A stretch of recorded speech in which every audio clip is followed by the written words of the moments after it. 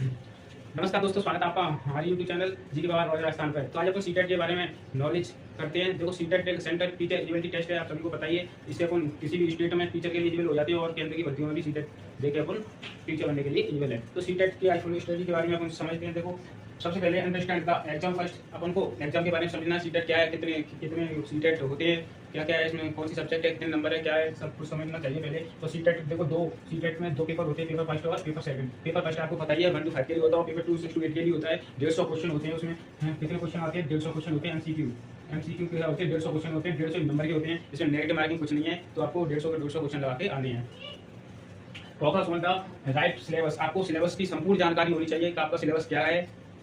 तो देखो, paper first और पेपर सेकंड में 3 सब्जेक्ट तो कॉमन ही रहती हैं। जैसे कौन कौन सी? सीडीपी आपकी कॉमन ही है 30 क्वेश्चन। और उसके बाद आपकी लैंग्वेज आपकी दोनों फर्स्ट और सेकंड दोनों ही कॉमन है। और लेकिन अगर पेपर फर्स्ट दे रहे हैं तो उसमें 30 क्वेश्चन मैथ के और 30 क्वेश्चन आपके ईवीएस के जुड़ जाते हैं। अगर आप पेपर सेकंड दे रहे हैं तो उसमें आपकी मैथ सब्जेक्ट रहेगी, जैसे कि मैथ साइंस हो सकता है या फिर एसएसटी हो सकती है, सोशल साइंस। तो उसके बाद अपन देखते हैं बेस्ट स्टडी रिसोर्स। अपन को सीटेट के लिए क्रैक करने के लिए आपको बेस्ट से बेस्ट स्टडी रिसोर्स करना है। देखो, मेरे हिसाब से आपको करंट पब्लिकेशन की किताब या फिर एनसीईआरटी बहुत ही इंपॉर्टेंट है। आपको 1 to 8 की NCERT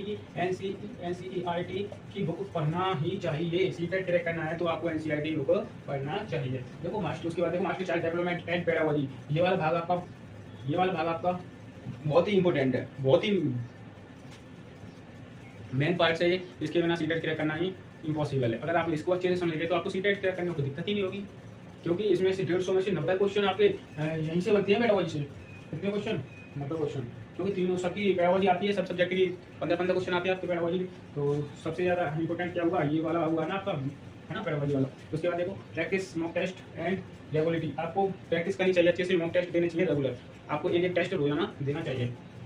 simple study plan 3 month. अभी देखो, मैं आपके लिए सिंपल स्टडी प्लान बता रहा हूँ 3 महीने का। जैसे कि अभी अपन क्या चल रही है, मई तो चल ही रही है, लास्ट मई, जून, जुलाई, अगस्त और फिर सितंबर में आपका एग्जाम ही है। तो लगभग 3 महीने बचे हैं। उसके लिए मैंने एक स्टडी प्लान बनाया। देखो, एक महीने में कंप्लीट सिलेबस प्लस बेसिक। आपको एक महीने में कंप्लीट सिलेबस और बेसिक कवर करना चाहिए। उसके बाद सेकंड महीने में आपको प्रैक्टिस प्लस रिवीजन करना चाहिए। दूसरे महीने में क्या करना चाहिए? प्रैक्टिस करनी चाहिए और आपको रिवीजन करना चाहिए। और उसके बाद थर्ड मंथ में full mock test plus revision. आपको थर्ड मंथ में फुल मॉक टेस्ट देनी है, प्लस एनालिसिस करना है, जो भी कमी है उसको अपन को क्लियर करना है ना। उसके बाद रिवीजन करना है।